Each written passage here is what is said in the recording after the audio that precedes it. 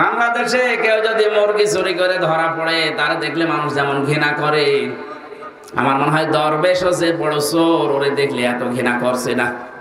অথচ সারা দুনিয়ার মুরগি চোর কয় টাকা চুরি করতে পারে?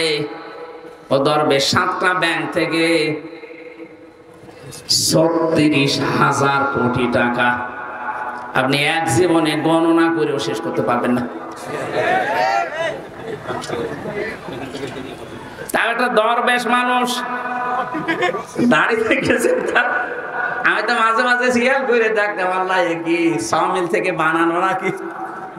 এর মাথা থেকে শুরু করে পায়ের চটি পর্যন্ত সব সাদা, বাকি যেগুলো দেখা যায় না ওগুলো সাদা। কি অবস্থা ছিল তার, সাদা মনের মানুষ, অথচ 36,000 কোটি টাকা মারেন কাটিক তার নামে। মুরগি চোরের যদি এদেশে